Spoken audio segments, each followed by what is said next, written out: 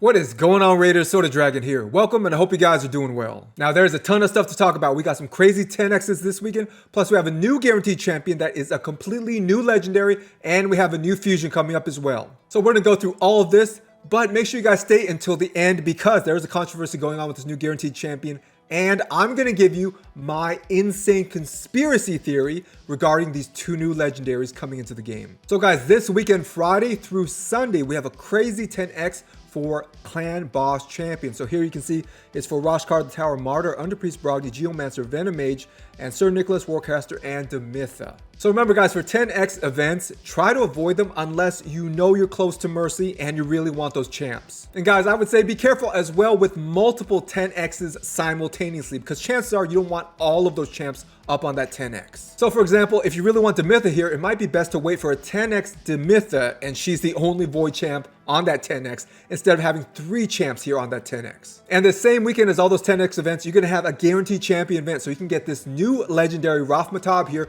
for 120 ancient shards. And remember guys, a huge benefit to guaranteed champion events is if you finally get your legendary at the 120th or 150th shard, whatever, you're not going to reset your mercy. So that's absolutely huge. So it really doesn't count against you and your mercy system pulling that guaranteed champion. So guys, I know I'm late to the party. Probably every other content creator has already covered both of these two new legendaries. So I'm just going to summarize their skills. I'm not going to read off their individual skills. So what does this guy Raf-Matab bring to the table? His A1 can increase the cooldowns of one of the target skills at random. His A2 is an AoE provoke plus a block damage booked 3-turn cooldown, not bad.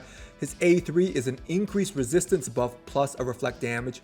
And his passive gives him extra resistance if none of his skills are on cooldown, and he has a nice aura, increases ally resist in all battles. As far as his base stats, I would say not bad, but as far as his damage multipliers, I would say mediocre. And as far as books, this guy only takes a total of 8 books to max him out, which is actually really good. So overall, what do I think about the champ? Well, I do think the champ can be useful to early to mid-game players for PvE. So he has a nice AoE provoke, plus he puts block damage on himself 1 out of every 3 turns if you fully book him out. That means 1 out of every 3 turns he's not taking any damage at all. Talk about tankiness. Plus he has increased resistance to help out your team if you're struggling for resistance. So as far as reflect damage, it could be useful in taking down the Fire Knight shield, but beyond that, reflect damage is pretty garbage. And as far as the A1 increasing cooldown of 1 random skill of an enemy, it could be useful, but I think it's going to be pretty niche. So do I think Raf-Matab can help out in the arena for Go second teams with his increased resistance buff? Because he puts that up and all of a sudden all those buffs of yours are much harder to strip. I think Raf-Matab is going to be about as useful as Beauregard here in the arena, which is to say not that useful. Beauregard has been out for a while. He has the same increased resistance buff as Raf-Matab, and Beauregard has not changed the arena meta at all. And I do not see it changing with Raf-Matab. Why is that? Because both Beauregard and Raf-Matab need to take a turn to cast their increased resistance buff. And by the time you get a turn, you're dead. Now, yeah, you could put them in Stone Skin and things like that, but for most people, early to mid game that don't have Stone Skin, don't think of these increased resistance champions as saviors, as allowing you to go second and win. That is simply not the case. By the time you get a turn, which you won't, you'll be dead already. And if you think about it, a lot of endgame players already have a lot of Stone Skin. And how many of them use their Stone Skin on their Beauregards and put their Beauregards in the arena? I mean, none. So until we see a champ with a passive that just immediately places that increased resistance buff at the start of the round before anybody takes a turn, until we see that, increased resistance isn't going to play a big deal in the arena. By big deal, I mean isn't going to be the meta. So overall, how would I grade Raf-Matab? I would grade him a B. I think there's potential here, which is why I'm considering summoning him. I think he can be a pretty useful PvE crowd control champ, and given his low book requirement, really good for beginner to mid-game players who don't have that many legendary books. But is he better than your free-to-play legendaries like Vizix, Drexar, or Silver Drakes? I would say no. Next up guys, let's take a look at the new May legendary fusion, Bivald of the Thorn. Now I'm just going to go through his kit really quickly like I did with Raf-Matab. So his A1 here is a single target provoke plus it heals, and you can land that provoke off of weak hits. His A2 is an AoE provoke and AoE leech, and you can land these off of weak hits just like with the A1, plus he puts strengthen on himself. His A3 is a big AoE hit that does more damage depending on how many debuffs are on the enemies, plus he heals the team and he puts a shield on the team, and this is based off damage dealt. Now his passive reduces the damage that provoked enemies do to your team, and his aura increases all allies' HP in all battles. So guys, what do I think about this champion? Well, firstly, let me address his ability to place debuffs even on weak hits. I don't want you guys to be too impressed with this. Why is this? Because we already have a champ in this game that can do that. Now, Contra the Cyclone is not bad. That's not what I'm saying. She's actually pretty good. But her ability to place debuffs on weak hits, even though she was the first to do this, wasn't really game changing at all. So even though I think it's cool that a champ can place debuffs off of weak hits, I really don't think it changes that champion's usefulness that much. It's not going to take them from like C to A tier or something like that just because they can place debuffs off of weak hits.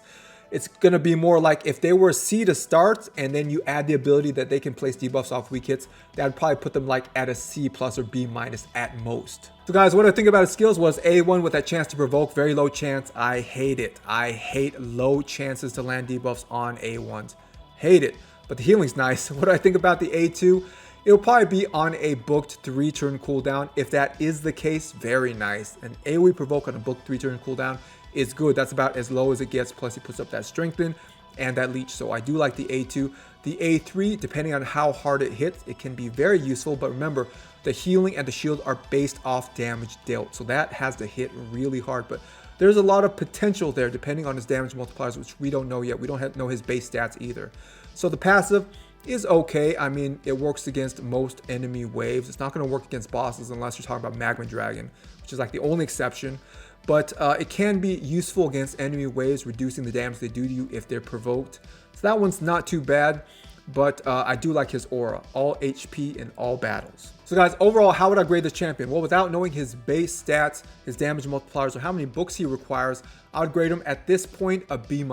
But there is more to say about this champion, which I'll talk about at the end of this video, so stay tuned for that. So firstly, regarding the controversy that Raf-Matab could not be summoned from shards, it looks like that is false as of now. Raf-Matab's name used to be in the section that says the following champions cannot be summoned by any shard, but as you guys can see right here, it's not there anymore. So I guess it was just a mistake. Unless I'm just missing it, so guys, let me know what you see. There was a ton of things I was going to say on that, but it seems like it was just a simple error. Now guys, onto my conspiracy theory about these two new legendaries. When I first woke up today and everyone was talking about this new provoke legendary, it took me a while to figure out there were actually two new champions people were talking about. Because yeah, they're pretty similar in many respects. Both are HP champs, both are AoE provoke champs, and both of them are humanoid, meaning they're not like demon, skinwalker, orc, or anything like that. So what is my big conspiracy theory? That at one time, these two champions were actually one in the same champion. So basically, Plarium had this one champion that they were going to release as the fusion, but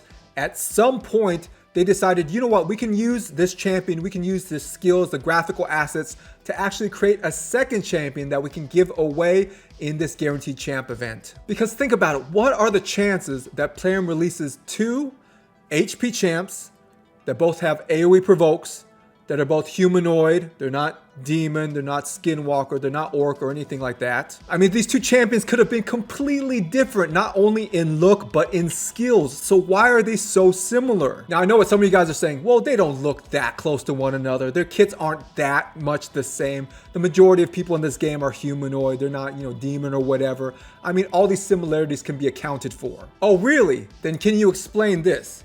Why would Plarium release two blind champions? I mean, come on, this is improbability on top of improbability. You think just randomly Plarium would put out two champs humanoid about the same time? They're both AoE provoke champs, they're both HP champs, and they're both blind? Plarium is double dipping here. One champion has been used to make two. Now let's assume this is true for a second. Let's say yes, Plarium did make two characters out of one. So is that wrong of them? Is that somehow immoral? No, I don't think it's wrong. Plarium can do whatever they want with their intellectual properties. But what I do think this points to is Plarium's tendency to want to milk us dry of all our money in really splitting one character into two because it can be more profitable for them. I mean, how many people would spend their shards on this crazy 10x weekend if there wasn't a guaranteed champ event at the same time? And this is the first time they've done a guaranteed champ event with a new champion too. All the past guaranteed champ events have been champs that have been out at least a few months. So Plarium is dangling that new champion right in front of us, even though Either this champ is derivative of the fusion or the fusion is derivative of him. So in any case, guys, let me know what you think about my conspiracy theory in the comments. All right, guys, that's it. Thanks for watching. And if you haven't yet, like, subscribe, and share. Turn on all notifications. Stay safe, and I'll see you guys in the next video.